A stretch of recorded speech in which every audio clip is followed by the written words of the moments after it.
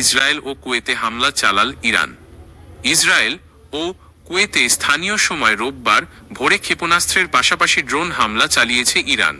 এই হামলার একদিন আগেই মার্কিন প্রেসিডেন্ট ডোনাল্ড ট্রাম্প ইরানকে একটি চুক্তিতে পৌঁছাতে 48 ঘন্টার সময় বেঁধে দেন, অন্যথায় দেশটির ওপর চরম বিপর্যয় নেমে আসবে বলে হুঁশিয়ার করেন তিনি।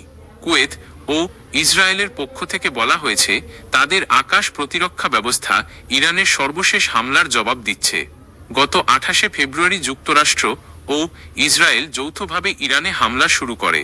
চলমান এই হামলায় ইরানের সর্বোচ্চ নেতা আয়াতুল্লাহ আলী খামেনি সহ দেশটির অনেক শীর্ষস্থানীয় বেসামরিক সামরিক কর্মকর্তা নিহত হয়েছেন। 28 ফেব্রুয়ারি থেকে ইরানও পাল্টা জবাব দিচ্ছে। 1 মাসের বেশি সময় ধরে চলমান এই যুদ্ধ মধ্যপ্রাচ্য জুড়ে ছড়িয়ে পড়েছে, বৈশ্বিক অর্থনীতিকে অস্থির করে তুলেছে। তেল গ্যাস পরিবহনের জন্য অত্যন্ত গুরুত্বপূর্ণ নৌপথ হরমুজ প্রণালীর ওপর ইরানি বাহিনী কঠোর নিয়ন্ত্রণ বজায় রেখেছে। পাশাপাশি উপসাগরীয় প্রতিবেশী দেশগুলোর যেসব অর্থনৈতিক লক্ষ্যবস্তু যুক্তরাষ্ট্র ইসরায়েলের যুদ্ধচেষ্টার সঙ্গে সংশ্লিষ্ট বলে তেহরান মনে করছে, সেগুলোতেও হামলা চালাচ্ছে ইরান।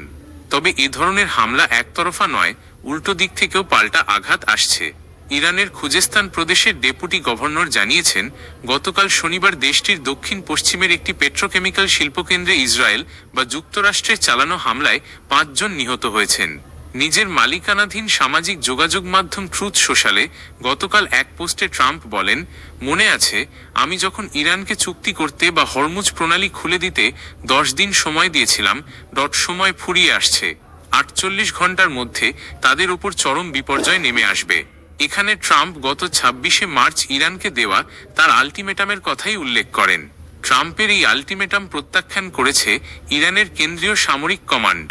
ট্রাম্পের হুমকিকে অসহায়, আতঙ্কিত, ভারসাম্যহীন ও নির্বোধ পদক্ষেপ বলে অভিহিত করেছেন ইরানি জেনারেল আলী আবদুল্লাহি আলিয়াবাদী। ট্রাম্পের হুমকির সুরে জেনারেল আলী আবদুল্লাহি আলিয়াবাদী পাল্টা হুঁশিয়ারি দেন। তিনি বলেন, নরকের দরজা আপনার জন্য খুলে যাবে। ট্রাম্প পরে একটি ভিডিও পোস্ট করেন। ভিডিওতে রাতের আকাশে বিস্ফোরণের দৃশ্য দেখা যায়। ভিডিওতে লেখা রয়েছে, ইরানের অনেক সামরিক নেতা তেহরানে চালানো এই বড় হামলায় নিহত হয়েছেন। পাশাপাশি আরও অনেক কিছু হয়েছে, তবে ভিডিওতে দেখানো হামলাটি ঠিক কবে ও কখন হয়েছে তা উল্লেখ করেননি ট্রাম্প।